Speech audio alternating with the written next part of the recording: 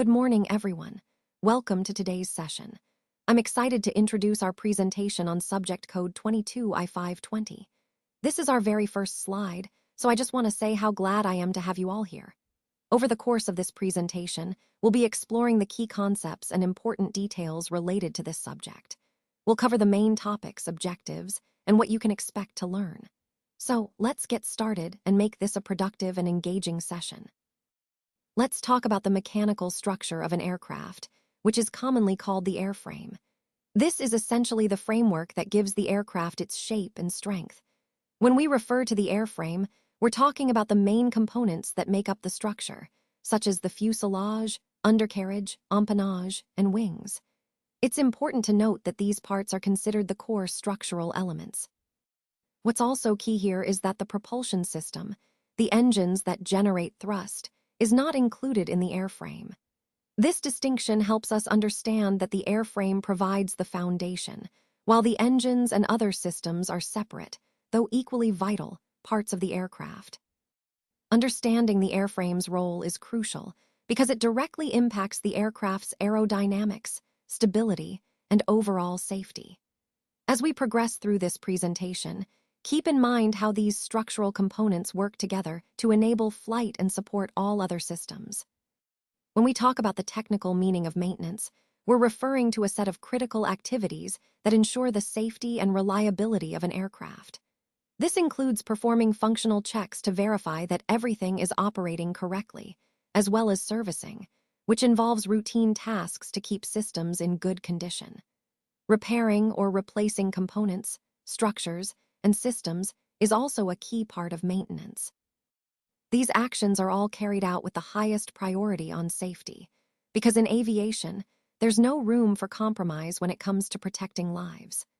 Essentially, maintenance is about keeping the aircraft in optimal condition so it can perform safely and efficiently throughout its operational life. This is fundamental to our overall theme of safety and reliability in aviation operations. Let's take a closer look at the concept of restore. Essentially, it means bringing something that's damaged, faulty, or worn out back to a good condition, or making it ready for use again. In our context, this is especially important when we talk about airplane airworthiness. Ensuring an aircraft is restored properly means that it's safe, reliable, and fit to fly. Airworthiness isn't just about the plane's initial condition. It's an ongoing process of maintenance, inspections, and repairs that keep the aircraft in a serviceable state. When we restore an airplane, we're making sure it meets all safety standards and regulatory requirements. This process is crucial because it directly impacts safety and operational efficiency. Connecting this to the overall theme, maintaining airworthiness through proper restoration underscores the importance of diligent maintenance practices. It's about ensuring every aircraft is in top condition, ready to perform safely and reliably every time it takes to the skis. Let's take a moment to look at this key reference, Crow's, Watkins, and Delp's book, Aircraft Maintenance and Repair, published by McGraw-Hill in 1992.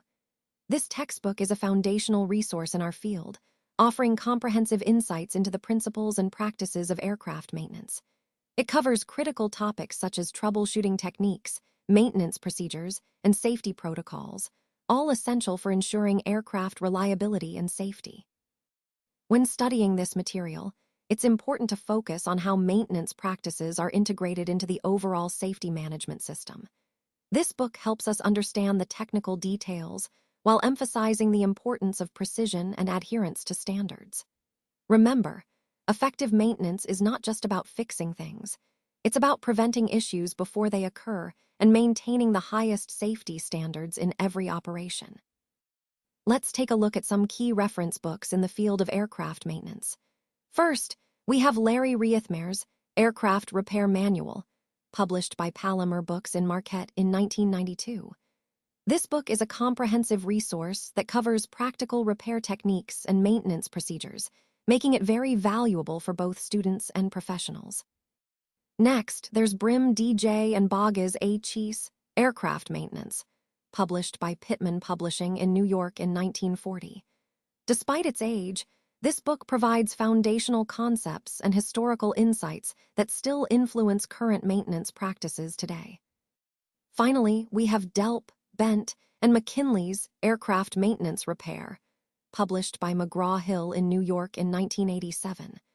This work emphasizes repair strategies and maintenance management, highlighting the importance of systematic approaches in ensuring aircraft safety and reliability. These reference books are essential because they offer in-depth knowledge, best practices, and standardized procedures that reinforce the principles we're discussing throughout this presentation. They serve as both educational tools and practical guides for maintaining high standards in aircraft maintenance. When working with aircraft, it's crucial to identify and apply the principles of safe operation and function, as outlined by the FAA. This ensures not only compliance, but also the safety of everyone on board. Understanding general airframe structural repairs is equally important, and this involves knowing how to use the structural repair manual and following the structural control program to maintain integrity and safety. We also need to grasp the nature of airframe structural component inspection. This includes recognizing signs of corrosion and knowing how to perform effective repairs. Non-destructive inspection methods are vital here, as they allow us to assess the condition of components without causing additional damage, ensuring ongoing safety and reliability. Another key area is the disassembly and reassembly of aircraft components. Troubleshooting plays a big role in identifying issues quickly and accurately, so we can perform repairs efficiently and effectively. Lastly, I want to highlight the importance of adhesives, sealants, and bonding techniques used in aircraft repair. Knowing how to properly apply these materials, understanding the various repair procedures, and being able to detect defects in composite materials are essential skills. These advanced materials and methods help us maintain aircraft performance and safety at the highest standards. All these points tie back to our overall goal of ensuring aircraft are maintained and repaired with precision, safety, and adherence to regulations.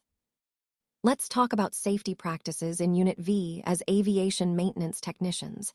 It's important to remember that, like in any technical career, there are specific activities we perform that can pose risks. These risks can affect not only us, but also others around us. So, it's crucial to always perform our tasks with care and attention. By following proper safety procedures, we help prevent accidents and ensure a safe working environment. This ties into the overall theme of the presentation, which emphasizes the importance of professionalism and responsibility in maintaining aircraft safety. Staying vigilant and cautious is key to protecting ourselves and our colleagues, and ultimately, ensuring the safety of the aircraft and passengers. Today, there are tens of thousands of products used across various industries, and what's interesting is that new products are being developed every single day. This rapid pace of innovation means the landscape is constantly evolving, which keeps everyone on their toes. At the same time, numerous governmental agencies play a crucial role in overseeing these products. They set and enforce regulations that ensure safety, health, and environmental standards are met.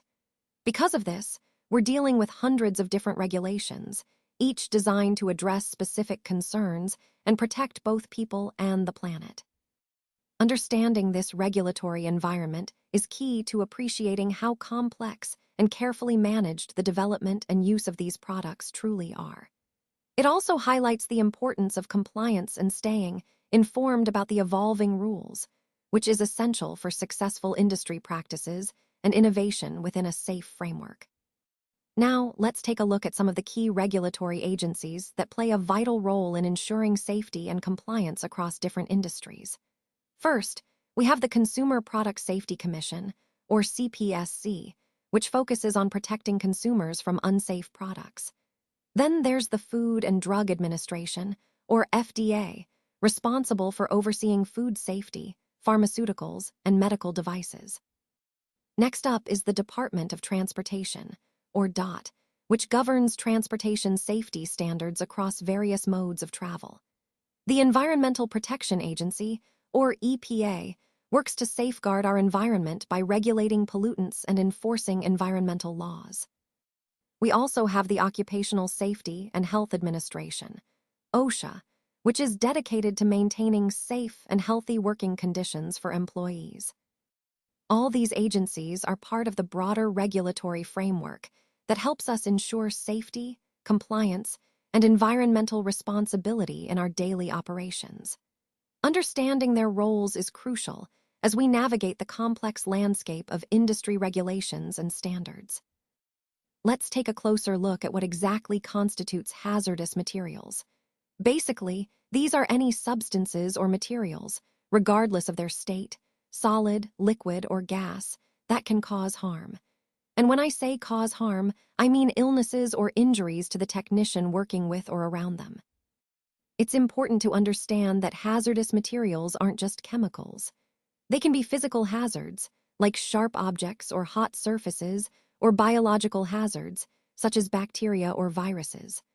All of these pose different kinds of risks, but the key point is that they all have the potential to cause harm if not handled properly. When we talk about chemical hazards, we're referring to substances that can be toxic, corrosive, or flammable. Physical hazards include things like mechanical dangers, noise, or radiation. And biological hazards involve living organisms or their byproducts that can cause infections or other health issues. Understanding these different types of hazards helps us recognize the risks in our environment. It emphasizes the importance of safety procedures and proper handling to protect ourselves and others. Remember, awareness of these hazards is the first step toward creating a safer workplace. Today, I want to talk about chemical hazards, which are a critical part of understanding workplace safety. There are 4 main classes of chemical hazards that we need to be aware of. These classes help us categorize the various risks associated with chemicals we might encounter. Recognizing these classes is essential for implementing proper safety measures. Each class has unique characteristics and potential health effects, so understanding them allows us to better protect ourselves and others. This knowledge ties into our overall goal of creating safer work environments by being proactive and informed about chemical risks. So, let's explore these 4 classes in detail to deepen our understanding. Let's talk about flammables. These are materials that can catch fire very easily when there's a catalyst present, like heat, sparks, or a flame. It's important to remember that flammables can exist in different physical forms, solid, liquid, or gas. Recognizing these forms helps us understand how they might behave in various situations.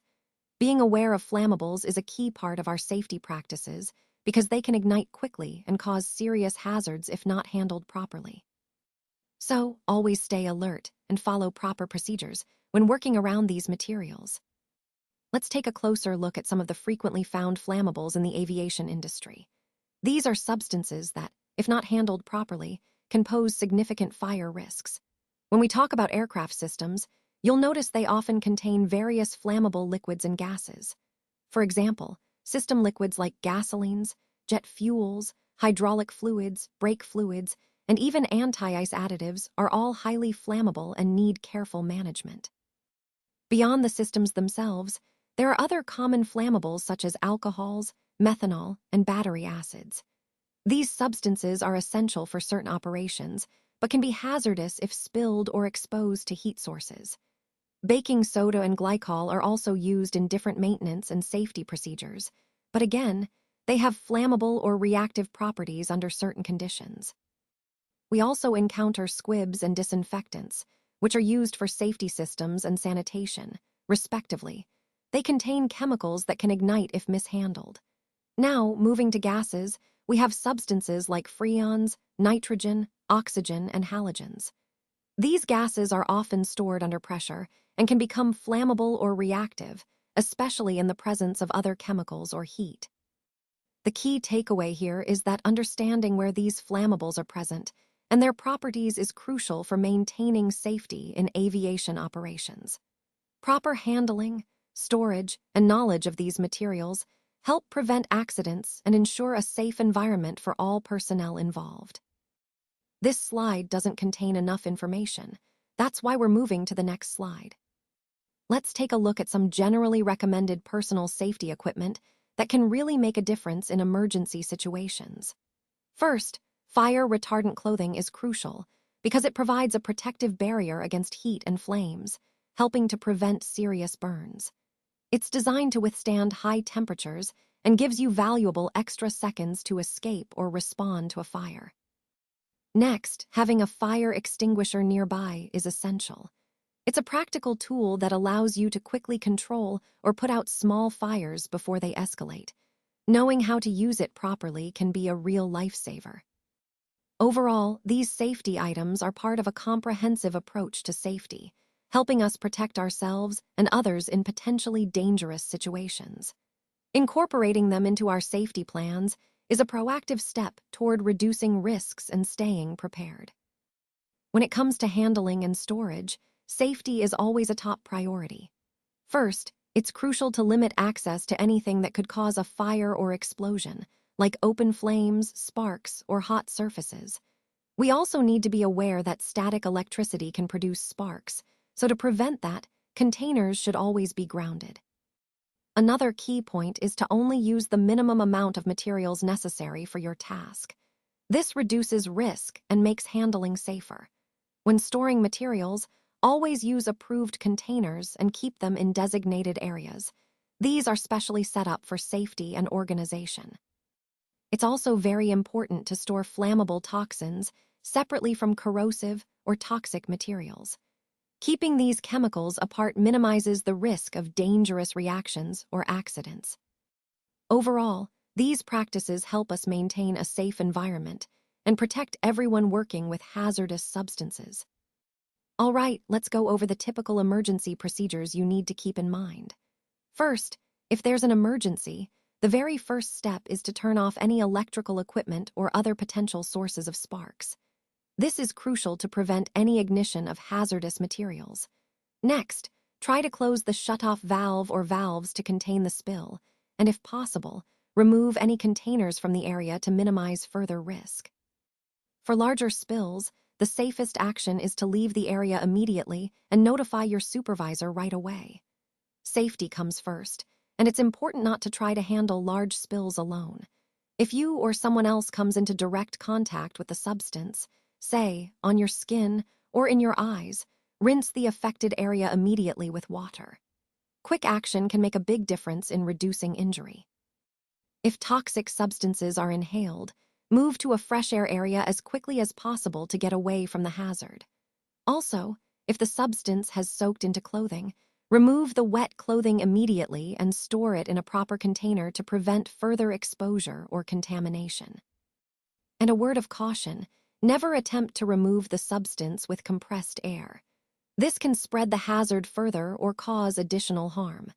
Remember, these steps are designed to protect you and others, and following them can help ensure safety during emergencies. Let's talk about corrosives. These are materials that can react with metallic surfaces, which can cause damage or even burn the skin upon contact.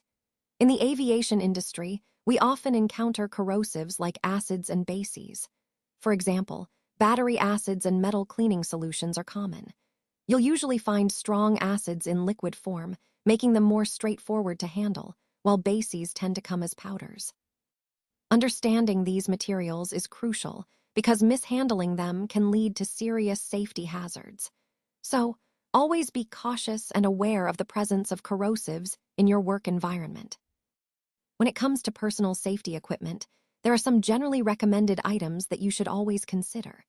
Gloves are essential for protecting your hands from chemicals, cuts, or contamination. Aprons provide a barrier to keep your clothing and skin safe from spills or splashes. A respirator is crucial when working with fumes or airborne particles that could harm your respiratory system. Face shields or goggles are also important to protect your eyes from splashes or debris. Sometimes, depending on the specific task, protective footwear is necessary to shield your feet from heavy objects or hazardous materials. Overall, these safety gear items are vital tools to ensure your safety while working, and they help us maintain a safe working environment as part of our overall safety culture. This slide doesn't contain enough information. That's why we're moving to the next slide. When handling containers, it's crucial that they are made of materials that are resistant to corrosion. This helps prevent leaks or accidents caused by the chemical reactions between the container and its contents. Always wear proper eye protection, like goggles or face shields, along with skin protection such as gloves. Safety gear is essential to protect yourself from splashes or spills. A common mistake is adding water to acids, and I want to emphasize, never do that. It can cause dangerous reactions, including splattering or boiling over. Store acids and bases separately to avoid accidental mixing, which could lead to hazardous reactions. Make sure that eye washes and showers are easily accessible in your work area. In case of an emergency, quick access to safety equipment can make a significant difference. Also, remember that flammable toxins and corrosive toxic materials should always be stored separately. Keeping these materials apart minimizes the risk of fire or dangerous reactions. Overall, proper handling and storage are about staying proactive, using the right materials, protective gear, and safety systems to keep everyone safe and prevent accidents. If you come into contact with corrosive substances on your skin or in your eyes, the first thing you should do is rinse the affected area with fresh water for about 15 minutes. This helps to dilute and remove the chemical, reducing damage. Remember, removing contaminated clothing is crucial to prevent further exposure, so take care to do that carefully. Once you've rinsed and removed contaminated clothing, move to a place with fresh air to breathe. It's also important to ventilate the area if possible, to help disperse any lingering fumes. Before trying to control a spill, always check that your safety equipment is in good condition. When you're ready to stop the spill, creating a dam can help contain the substance and prevent it from spreading further. Now, if someone has swallowed a corrosive substance, do not try to induce vomiting. That can cause more harm. Instead, give them large amounts of water to drink, which can help dilute the chemical. And most importantly, seek medical attention immediately to ensure proper treatment. These steps form part of our typical emergency procedures, emphasizing quick, safe, and effective responses to chemical incidents. Let's talk about toxins. Toxins are generally defined as any substances that can cause illness or injury. What makes them particularly important to understand is how their effects can vary. Unlike flammables and corrosives, which tend to act quickly, toxins can have effects that appear all at once, which we call acute effects. Or they can build up slowly over time with continued exposure, known as chronic effects. Another critical point is that some toxins may dissipate over time if further exposure stops, meaning the body can sometimes recover. However, others can remain in a person's system, even after death. This highlights just how persistent some toxins can be and why safety and proper handling are so crucial. Understanding these differences helps us better appreciate the risks involved and emphasizes the importance of controlling exposure to protect ourselves and others. This ties into the overall theme of safety. Knowing what toxins are and how they behave is key to preventing harm. Today, I want to highlight an important aspect of our industry's safety landscape: the toxins that are frequently encountered in aviation. These toxins don't just appear randomly. They can actually be grouped into 8 distinct categories. Understanding these groups helps us better recognize the risks involved and develop effective strategies to mitigate exposure. By categorizing these toxins, we can focus our attention on specific sources and health effects, making our safety protocols more targeted and effective. It's a crucial step toward maintaining a safer working environment for everyone involved in aviation operations. So, as we go through this presentation, keep in mind how these categories relate to both daily tasks and long-term health considerations. This slide doesn't contain enough information. That's why we're moving to the next slide. This slide doesn't contain enough information. That's why we're moving to the next slide. When it comes to personal safety equipment, there are some generally recommended items that can really make a difference. Gloves are essential to protect your hands from chemicals, cuts, or contamination. Aprons provide a barrier to keep your clothing and skin safe from spills and splashes. Respirators are important when working with hazardous fumes or airborne particles. They help you breathe safely. Face shields or goggles are crucial for protecting your eyes and face from splashes, debris, or any potential splashes. Sometimes, protective footwear is also necessary, especially in environments where heavy objects might fall or where there's a risk of stepping on sharp or hazardous materials. Overall, these safety gear items are all about minimizing risks and keeping you safe while you work. Remember, choosing the right equipment and using it properly is key to maintaining a safe work environment. When it comes to handling and storage, one of our main goals is to minimize the release of toxic agents into the environment. To do this effectively, we should always make sure to cap all containers properly and store them in areas that are well ventilated. This helps prevent any vapors from escaping and reduces environmental contamination. Now, if you're working with toxins in open containers, like dip tanks or trays, it's important to keep the surface area exposed to a minimum. Doing so reduces the rate of evaporation, which in turn limits how much of these hazardous substances can escape into the air around us. Another critical point is the separation of storage for different types of toxins. Flammable toxins and corrosive materials shouldn't be stored together. Keeping them apart minimizes the risk of dangerous reactions or fires, and it's a key safety practice that protects everyone. By following these storage guidelines, we're not only safeguarding the environment, but also ensuring a safer workspace for everyone involved. It's all about proactive prevention and responsible handling, which are essential parts of our overall safety strategy. When it comes to emergency procedures, the most important thing to remember is safety first. If you're ever unsure about how toxic a spilled substance might be, the best course of action is to leave the area immediately. Don't take any chances. Your safety is the top priority. Once you're at a safe distance, notify your supervisor right away so they can handle the situation properly. Now, in cases where the spill is minor, say less than a gallon, it might be okay to clean it up yourself. Usually, wiping it up with absorbent materials works well for small spills. But again, if there's any doubt about the toxicity, always opt to leave and report. This slide highlights a key part of our overall safety approach, knowing when to act and when to call in the experts. Remember, quick and cautious action can prevent serious health risks and help us maintain a safe working environment. Now, let's turn our attention to reactives. When we talk about reactives in this context, we're focusing on substances or conditions that respond or change in reaction to certain stimuli. These can be chemical, biological, or environmental factors that trigger specific responses. The key point here is understanding how these reactives influence the overall system or process we're examining. Recognizing their role helps us better predict outcomes and manage potential risks.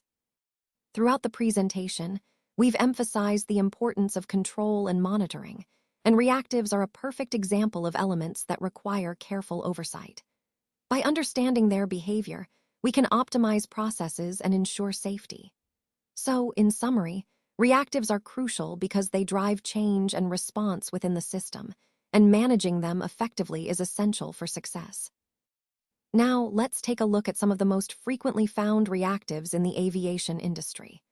These are chemicals that, when present in certain conditions, can add oxygen to situations where high levels of heat and burning are already occurring, which can be quite dangerous. First up, we have peroxides. These are common in various industrial applications, but in aviation, they can pose significant risks because they are highly reactive and can readily release oxygen, fueling fires or explosions if not handled properly. Next, we have perchloric acid and chromic acid. These acids are used in different manufacturing processes, but they are also highly reactive. Their presence in an environment can lead to rapid combustion or even explosions if they come into contact with organic materials or certain metals. Finally, we have halogens, such as bromine and iodine. These elements are often used in specialized compounds or processes. They can be especially hazardous because they can release oxygen or react violently with other substances, increasing the risk of fire or explosion in high-temperature environments. Understanding these reactives is crucial because they significantly impact safety protocols in the aviation industry. Recognizing their presence helps us manage risks better and prevent potentially catastrophic incidents. Let's talk about water-reactive materials, such as lithium. These substances can react violently when they come into contact with water, producing hydrogen gases. And what's important to remember is that hydrogen gas is very explosive, which makes these reactions particularly dangerous. Now, some examples of incompatible reactive materials include cyanides, which are often used in plating processes, and acids. Combining these with water can lead to hazardous reactions. Additionally, there's the combination of chloride bleach and ammonia. When these two substances mix, they produce high levels of toxic chlorine gas, which is extremely dangerous to breathe. So, the key takeaway here is to always be cautious with reactive materials, especially when handling substances that can produce flammable or toxic gases upon contact with water. This is a critical part of maintaining a safe working environment and preventing accidents. When it comes to personal safety equipment, there are some generally recommended items that you should always consider. Gloves are essential because they protect your hands from chemicals, cuts, and other hazards. Aprons add an extra layer of protection for your body, especially when working with substances that could stain or harm your clothing. Respirators are crucial when you're dealing with airborne particles or fumes, helping you breathe safely in environments that might otherwise be dangerous. Face shields or goggles are also important, as they shield your eyes from splashes, debris, or any potential splattering of harmful substances. Sometimes, protective footwear is necessary too, especially if there's a risk of falling objects or exposure to hazardous materials on the ground. Overall, these safety equipment pieces are vital for minimizing risks and ensuring your safety in the workplace. Remember, choosing the right protective gear is a key part of maintaining a safe environment for yourself and your colleagues. When handling reactive materials, it's really important to store them separately from other substances. This helps prevent any accidental reactions that could be dangerous. Always take a moment to review the MSDS or Material Safety Data Sheet before working with these materials. The MSDS provides crucial information about compatibility and safety precautions. Many reactive materials are not only toxic, but also corrosive, so handling them with care is essential. Proper storage and thorough knowledge of their properties are key to maintaining a safe environment. Remember, safety is a shared responsibility, and understanding these points helps us all stay protected. All right, let's talk about the typical emergency procedures. The first and most important step is to shut down electrical equipment whenever possible. This helps prevent any sparks or further reactions that could worsen the situation. Now, if at any point you're unsure about the reactivity or toxicity of the substances involved, it's crucial that you leave the area immediately. Safety comes first, so don't hesitate to evacuate if you have any doubts. Once you're safe, be sure to notify your supervisor right away. They need to be informed so they can take appropriate action and manage the situation effectively. Remember, in emergency situations, quick and calm decisions are vital. Always prioritize your safety and follow these basic steps to minimize risk. This approach ties into our overall theme of safety and preparedness in handling hazardous materials. Physical hazards are the types of dangers that aviation maintenance technicians are exposed to during their work. These hazards are usually caused by equipment or tools that the technician doesn't have direct control over. For example, when operating machinery or working around moving parts, there's always a risk involved. Most of these hazards are generated by equipment in use, and the good news is they can often be detected through our natural senses like sight, sound, or touch. This means that being alert and aware of your environment is crucial in recognizing potential risks early on. Understanding these hazards is important because they tie directly into the overall theme of safety in aviation maintenance. By being aware of what can go wrong and how it manifests, we can better prevent accidents and injuries on the job. So, always stay alert to your surroundings and trust your senses. They are your first line of defense against physical hazards. These hazards include a variety of different risks that we need to be aware of in aviation maintenance. For instance, X-rays, microwaves, beta or gamma rays, invisible laser beams, and high-frequency or ultrasonic sound waves. These are all forms of energy that can pose serious health threats if not properly managed. It's crucial to understand that some of these sources are invisible and can penetrate materials or tissues, making safety precautions essential. Additionally, we have physical hazards from compressed liquids and gases. Think about welding oxygen and acetylene, or aviators breathing oxygen, nitrogen, and hydraulic accumulators. These substances are under high pressure, which means if they're not handled correctly, they can cause injuries or even catastrophic failures. Overall, recognizing these hazards helps us develop proper safety protocols. Whether it's shielding ourselves from radiation, managing high-pressure gases safely, or understanding the invisible risks like laser beams and ultrasonic waves, being aware is the first step toward maintaining a safe working environment. This ties directly into our overall goal of ensuring safety and health in aviation maintenance activities. Biological hazards, while not something we typically think about as a major concern for aviation maintenance technicians, can still occasionally be present in our work environment. These hazards are basically living organisms that have the potential to cause illness or disease if we're exposed to them. It's important to understand that even though they might not be the primary focus, they can pose real health risks. Being aware of biological hazards helps us take the proper precautions to protect ourselves and ensure a safe working environment.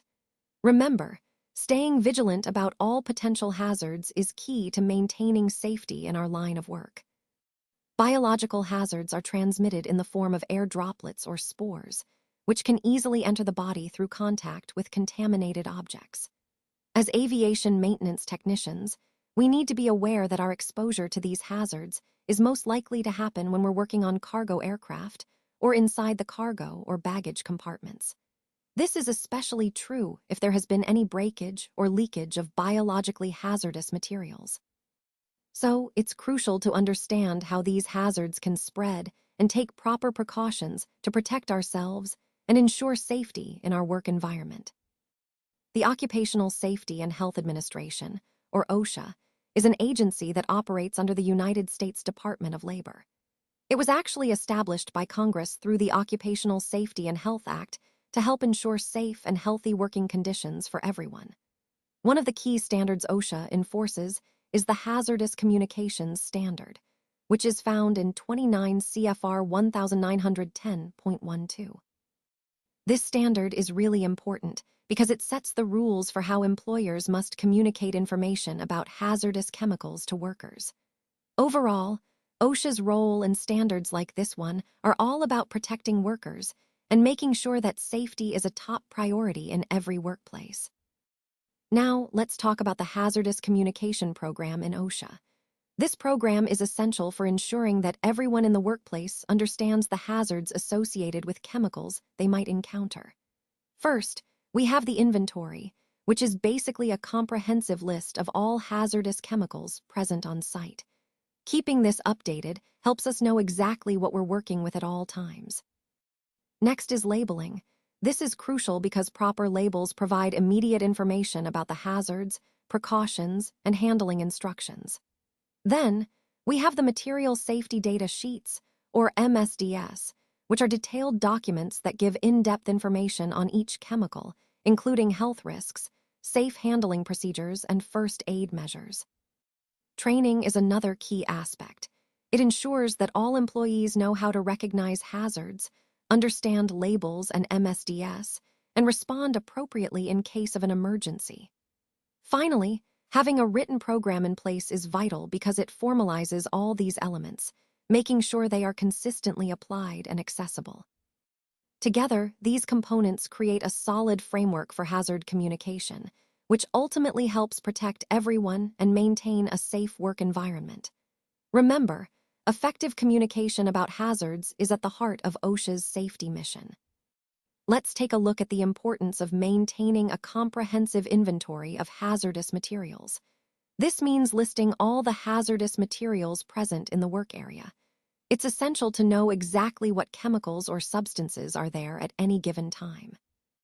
Each item in this inventory should include key details like the name of the hazardous material, its specific location within the work area, and an estimate of the quantity, whether it's approximate or an average, found in each area. Having this information readily available is crucial for safety. It helps us respond effectively in emergencies and ensures proper handling and storage. Remember, keeping an accurate, up-to-date inventory is a fundamental part of managing hazardous materials safely and aligns with our overall safety practices. Let's talk about labeling. All hazardous materials need to have clear identifying labels attached to them. These labels are crucial because they provide essential information about the substance, helping everyone handle them safely. As a general rule, once a label is on a container, it should never be removed. Removing labels can lead to confusion or accidental misuse. Now, when materials are received in bulk and then transferred into smaller containers for use, there are two important rules to remember. First, that small container must be clearly labeled with the appropriate information. This helps prevent any mix-ups during handling or use. Second, once you've used a container for a hazardous substance, it should never be used again for a different substance. This is vital to avoid cross-contamination or dangerous chemical reactions. Overall, proper labeling is a key part of maintaining a safe environment, and these practices help us stay compliant and protect ourselves and others from potential hazards. Probably the most common standardized hazardous materials identification placard used today is that of the NFPA. When you see this placard, it's designed to quickly communicate the hazards associated with a material. It's a widely recognized system, especially in emergency response situations, because it provides a clear, at-a-glance understanding of the risks involved. The NFPA placard uses a color-coded diamond shape, divided into sections, each representing different types of hazards, like health, flammability, reactivity, and specific hazards. This standardization is crucial because it helps responders and workers immediately assess danger and take appropriate action. So, understanding this placard is a key part of recognizing and managing hazardous materials safely and effectively. Let's talk about color coding identifications of hazardous materials. This is really important because it helps us quickly recognize the type of hazard we're dealing with. When you see these color codes, they provide immediate visual cues about the nature of the material. Now, one of the most recognizable symbols in this system is the diamond shape. The diamond is used universally to display hazard information in a clear, standardized way. Inside the diamond, you'll find different sections, each representing a different aspect of the hazard, such as health risks, flammability, reactivity, and specific hazards. Understanding how to read these color codes and the diamond sections is crucial for safety. It allows us to assess risks rapidly and take appropriate precautions. Remember, this visual system is designed to be straightforward so that anyone working with or around hazardous materials can quickly understand the dangers involved. Keeping this in mind helps us all stay safer and respond more effectively in emergency situations. This slide doesn't contain enough information. That's why we're moving to the next slide. This slide doesn't contain enough information. That's why we're moving to the next slide. Let's talk about the MSDS, or Material Safety Data Sheet. These are documents provided by manufacturers that contain crucial information about the safety and health aspects of various substances and products we might encounter in our work. Essentially, they tell us how to handle these materials safely, what potential hazards they might present, and what to do in case of spills or accidents. It's important to note that older MSDS formats could vary quite a bit from one source to another, depending on national requirements. This meant that the information wasn't always consistent or easy to compare. However, nowadays, we use the Safety Data Sheet, or SDS, which follows an internationally standardized format. This makes it much easier for us to understand and access important safety information, no matter where we are or what product we're dealing with. Understanding the MSDS or SDS is a key part of maintaining a safe workplace environment, And connecting this knowledge to our overall safety practices helps us protect ourselves and others. This slide doesn't contain enough information. That's why we're moving to the next slide. Let's talk about the sections in an MSDS sheet. Usually, these sheets are provided when hazardous materials are shipped. It's important to check for one because it contains vital safety information. If you find that an MSDS isn't provided, don't hesitate to request one directly from the manufacturer. This ensures you have all the necessary details to handle the material safely. Another key point is to make sure that, at least once a year, you're reviewing and maintaining the latest edition of the MSDS for the materials you're working with. Keeping up to date ensures you're aware of any new safety information or changes in handling procedures. Overall, understanding the MSDS sections and keeping the information current is crucial for maintaining a safe work environment and being prepared for any emergencies. Let's now discuss the process of product identification. First, we need to recognize potential hazards associated with the ingredients used in our products. This involves thoroughly analyzing all components to understand their possible risks. Next, physical data plays a crucial role. We examine the physical properties and behaviors of these ingredients to assess safety concerns. In addition, fire and explosive data are vital, especially when dealing with flammable or reactive substances. Understanding these aspects helps us implement safety measures effectively. Reaction toxicity data is also important, as it informs us about how ingredients might interact and the potential toxic effects resulting from such reactions. Health hazard information is another key point. It guides us in identifying any health risks posed by the substances involved. Moving forward, we consider spill and leak procedures, which are essential for managing accidental releases safely and efficiently. Special protection measures come into play here too, ensuring that personnel are safeguarded during handling and emergency situations. Lastly, we emphasize the importance of precautionary measures to prevent accidents and minimize risks. All these elements are interconnected and vital for a comprehensive safety management approach, aligning with the overall goal of protecting people, the environment, and assets from hazards associated with product ingredients. Let's start by looking at Section I, which is all about product identification. This part is crucial because it provides the key details the manufacturer uses to identify the chemical or product. First, you'll see the manufacturer's name, address, and telephone number. This information is essential for contacting the company directly if there are questions or concerns. Next, there's a specific emergency phone number, a dedicated line you can call if something goes wrong or if there's an incident involving the chemical. Then, we move on to the chemical name and any synonyms. This helps ensure everyone understands exactly what substance we're dealing with, especially since some chemicals are known by different names. Along with that, there's the trade name and its synonyms, which are often the brand names you're familiar with. Knowing the chemical family or formula is also important because it gives insight into the chemical's properties and how it might react. Finally, if the material is pure, it will have a CAS number, the Chemical Abstract Service Number. This is a unique identifier for chemicals, making it easier to find detailed information and ensure precision in communication. All these details work together to help us accurately identify the product, which is a fundamental step in managing safety and understanding the risks involved. Remember, having this information readily available is key to effective handling and emergency response. This slide doesn't contain enough information. That's why we're moving to the next slide. Let's take a closer look at the CARBOTHANE Organic Solvent MSDS. Here, MSDS stands for Material Safety Data Sheet, which is a crucial document that provides detailed information about the chemical's properties, hazards, and handling procedures. When working with carbothane, understanding its MSDS helps us ensure safe usage and proper storage. It highlights important safety precautions, such as necessary personal protective equipment and ventilation requirements, to prevent any health or safety issues.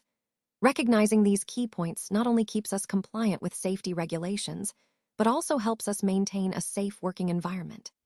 Remember, integrating this knowledge into our daily practices is essential for responsible chemical management, aligning with our overall goal of maintaining safety and efficiency in our operations. Now, let's take a closer look at the hazardous ingredients in this product that make up more than 1% of the total. These are the substances that we need to be particularly aware of because they could pose health or safety risks if not handled properly. The maximum safe exposure levels for these ingredients are expressed in three main ways. First, we have personal exposure limits, or PELs, which set the maximum amount of a substance a worker can be exposed to during a workday. Second, there are threshold limit values, or TLVs, established by safety organizations to indicate the level to which most workers can be exposed without adverse effects. And third, we consider toxicity data, or TD, which provides detailed information about how harmful or toxic a substance can be under different conditions. Understanding these different measures helps us evaluate the risks associated with each ingredient and ensures we follow the appropriate safety protocols. This section is crucial because it ties directly into our overall goal of maintaining a safe working environment by being aware of and managing these hazardous ingredients effectively. Let's take a closer look at how we categorize different types of information regarding exposure. Each type is divided into two specific time periods. The first is the short-term exposure limit, or SDEL, which covers brief, high-intensity exposures. The second is the 8-hour time-weighted average, or TWA, which reflects the average exposure over a typical workday. This distinction is crucial because it helps us understand and control both immediate risks and chronic health effects. Additionally, we have toxic data, or TD, which indicates the lowest exposure level at which toxic effects can occur. Knowing this threshold is essential for setting safe exposure limits. The slide also points out that these toxic effects are tied to specific time frames, emphasizing how exposure duration influences toxicity. Overall, this framework allows us to better assess and manage occupational hazards by considering both short-term and long-term exposure scenarios, ensuring worker safety across different environments. When we talk about exposures, we typically express them in terms of parts per million, or ppm, for a given volume of air. Now, the standard density used here is measured in milligrams, which is a common unit for mass. The standard volume we consider is 1 cubic meter, which helps us establish a consistent basis for comparison. So, when we combine these concepts, parts per million are actually expressed as milligrams per cubic meter, or mg/m3. This way, we have a clear, standardized way to quantify and compare different exposures, making it easier to understand the concentration of substances in the air. It's a crucial point because it links the concept of ppm directly to real-world measurements, keeping our assessments accurate and consistent across different contexts. Let's take a closer look at some key properties that help us understand and identify chemicals. First up is boiling point. That's the temperature at which a liquid turns into vapor. It's important because it tells us about a substance's volatility and how it behaves under heat. Next is specific gravity, which compares the density of a substance to water. This helps us determine whether a chemical will float or sink in water, which can be crucial for spill response. Vapor pressure is another vital property. It indicates how readily a substance vaporizes at a given temperature.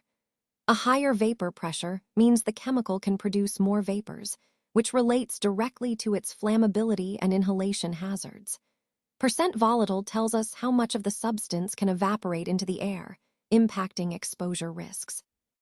Vapor density compares the weight of a vapor to air.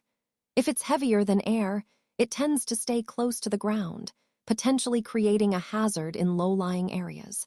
The evaporation rate shows how quickly a liquid turns into vapor, affecting how fast a chemical can spread in the environment. Solubility in water is also key. Whether a substance dissolves easily or not influences cleanup and disposal methods.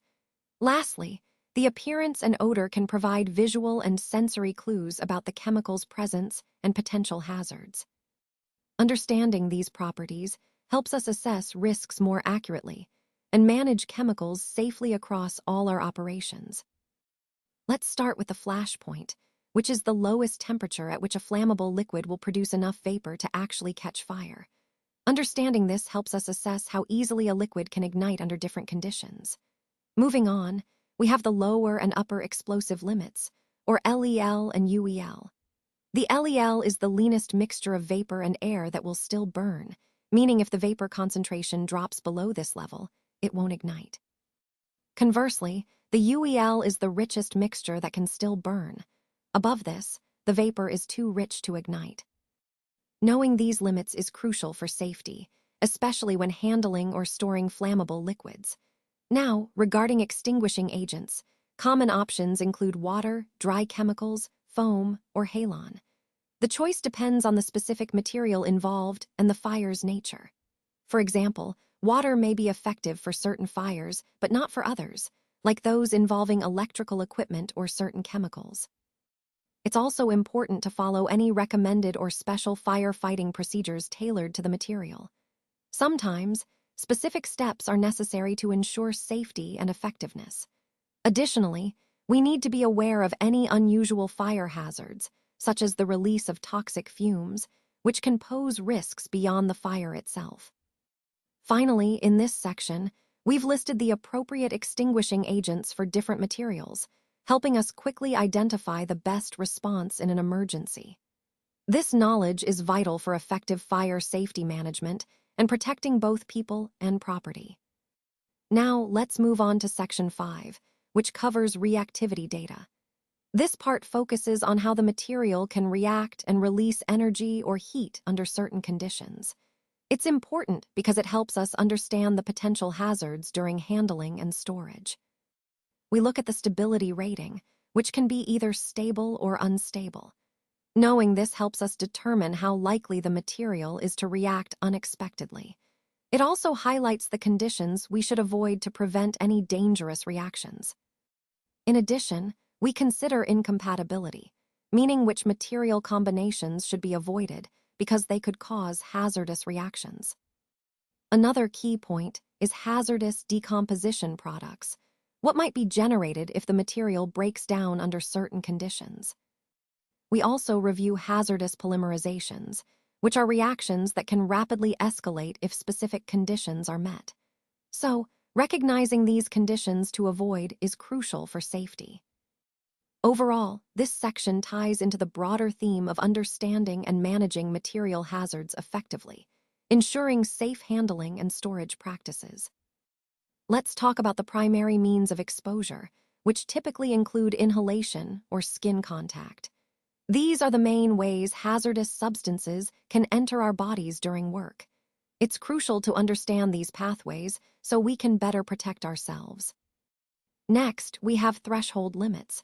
These are the maximum levels of a substance that are considered safe to be exposed to, either for a single instance or over a period of time. Knowing these limits helps us stay within safe boundaries and avoid health risks. Now, what happens if we are overexposed? Common effects include headaches, nausea, narcosis, irritation, weakness, and other symptoms. Recognizing these signs early is vital so we can take action before more serious health issues develop. Speaking of action, emergency and first aid procedures are essential. If someone ingests a hazardous substance, or if it contacts their skin or eyes, knowing the correct steps to take can make a big difference. Prompt and proper first aid can reduce the severity of injuries and health impacts. Finally, it's important to be aware of any cancer or other serious health hazards associated with certain substances. Some chemicals can pose long-term risks, so understanding these dangers helps us take appropriate precautions to protect ourselves now and in the future. This slide doesn't contain enough information. That's why we're moving to the next slide. This slide doesn't contain enough information. That's why we're moving to the next slide.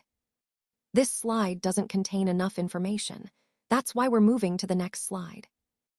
This slide doesn't contain enough information. That's why we're moving to the next slide. This slide doesn't contain enough information. That's why we're moving to the next slide. CCH chemical de disposals. So, when we talk about chemical disposals, We're really focusing on how substances are managed and eliminated from our systems or environments. It's a crucial part of ensuring safety and minimizing environmental impact.